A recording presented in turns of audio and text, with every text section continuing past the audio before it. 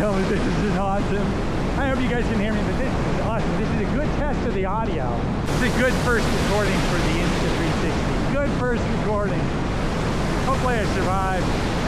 So I got a chance to use the Insta360 IV, and one of the reasons I got it is because I'm more of a portable person, meaning I like to just kind of have a couple things that I use and I'm out there, on the trail and whatnot, and not so much inside or having a set studio. So I was really attracted to seeing if the Insta360 could kind of help me in that whole process.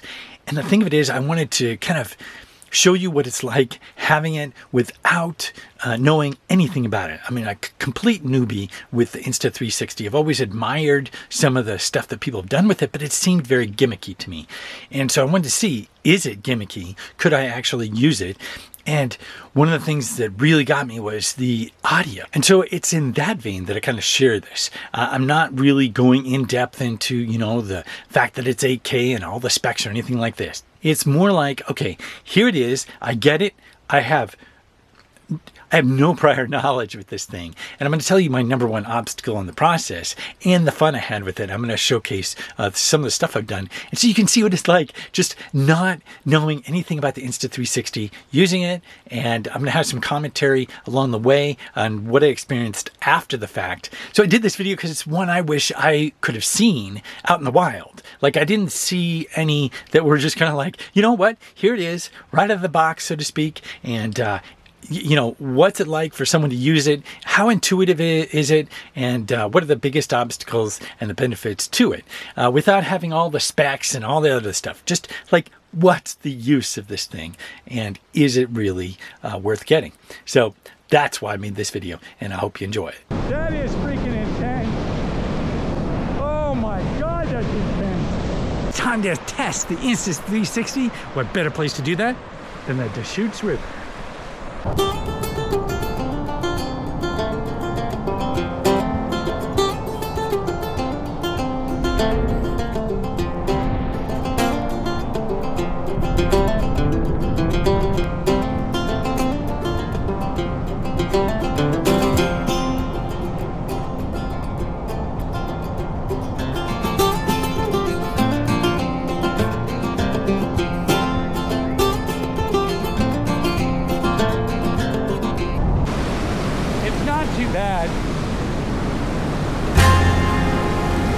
This fun section is, though, it's a little deeper.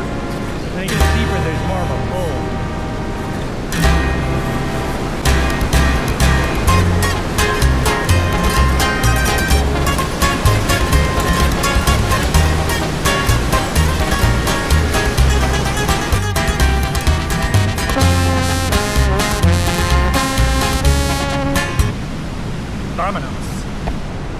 This is a test to see how the audio does while moving. Like if I'm biking and talking, how much do I get? How good is the recording, right? I'm next to the river, floating along. I'm also kind of experimenting with how much of I'm getting in the view of things. Like, it's weird holding it. Doesn't look like it's capturing much of anything. But that's trusting in the 360 part. Then we want to contrast that to the full extension. See what happens with that. This thing is all over the place. Jesus. What kind of audio do I get? Way down here. Down here.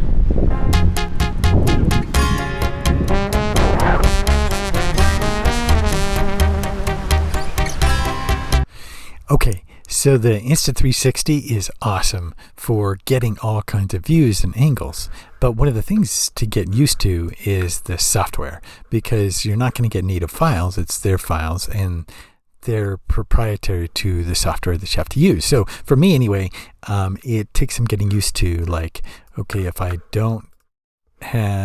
just have the regular view, you can go and look around, and you can move, and it starts to warp and all that kind of stuff. And that's fun and everything. But really, that's one of the things that made me think it was kind of gimmicky. I mean, I don't necessarily want to go for that view. You know what I mean? De-warping is helpful. And getting different angles, like, is pretty cool. Like here I am right here, and instead I can obviously go and get this angle, which is pretty cool. I'm getting used to the software, so I can see, you know, more like, okay, if I want that view, then I need to keyframe it, reframe it so that it goes there. Anyway, so that takes some getting used to. I have to say it's pretty, if you've worked with any video editing software, then it's pretty intuitive. But there's a lot of capability, obviously, that I need to learn. So this is where it looks like I'm going to have to stage my media here and export what I want. And when I go to export, it actually takes a while to export even short files because of the size. So it means I'm in here, I find a clip that I want, I export it, and then I bring it into DaVinci Resolve, where I'll actually go ahead and edit with other media and finalize it. So it's just an extra step, another piece to learn. And it's the part that was less like, ooh, okay, let's go at it. It's really, really fun to play with, but it does take some time. You know, thinking about it, I totally should have brought my swimsuit and dunked in. Not here, obviously, but it's cold, but it's totally doable. It's Wim Hof worthy, I think, but I mean, it's not even that cold. Maybe it's not even Wim Hof worthy. Holy shit, next time.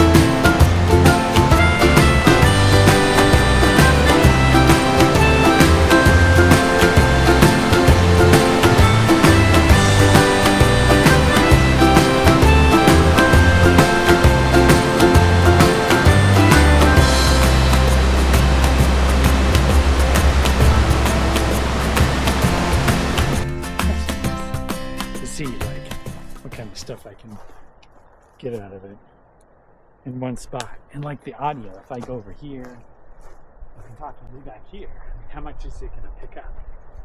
Like, you know, I'm not talking in a huge voice, right? But I like to see the audio, especially because there's a slight bit of wind. Okay, so one of the shots that I like to get is I'll put the camera down and I'll put it in the trail, and then I'll come up to it and walk past it, spin it around and walk past it again. But this thing, I should be able to just set it down, not have to do that. Check it out.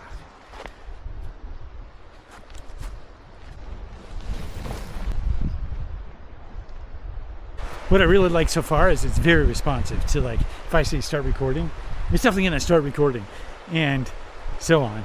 And the gestures, it's interesting because from one side it doesn't really work, it seemed like.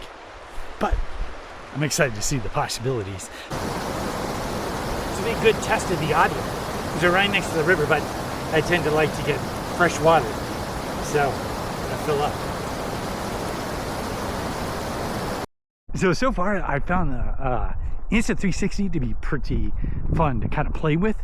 Like, it's windy right now, so this will be a good test.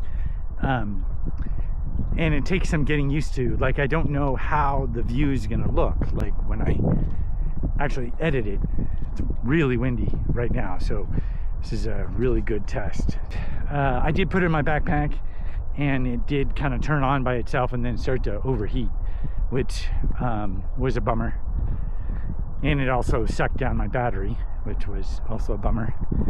So there's that part of it. You can accidentally like have something hit it and turn on. Isn't that amazing? Look at that. Look at that. I'm gonna be catching this. It's so cool I can catch both at the same time. It's really a fun thing to play with, but the use scenarios, I can see B-roll would be cool. It seems like the lighting is probably good, but I don't know until I go to edit. Like with the GoPro Hero 11 that I use, I can see the lighting, and it's much easier to like get lighting. With this thing, the lighting seems a little off, and I don't know if it's the screen or the editing. We'll see. But overall, I really liked it. It's been responsive. Like when I ask it to, when I use voice command, it's very responsive. Whereas with the GoPro 11, hit and miss, you know. With any of these, I feel like you definitely have to have a second battery, you know, to make it work effectively. Plus, I love the selfie stick. It's really fun to use, but again, I don't know how it works, you know, with the view.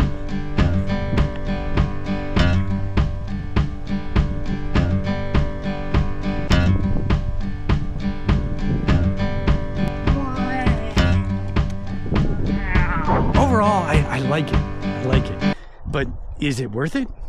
Is it worth it? Well, is it worth it? I think a lot of these things, like the GoPro, they don't last as long. Like, let's say you bought a camera body. That thing will last a long time. And you swap out lenses with it and so on and so forth. And these things, like the Insta360, the GoPro, the action cameras, all those things, they're great and all, but they don't live a long time.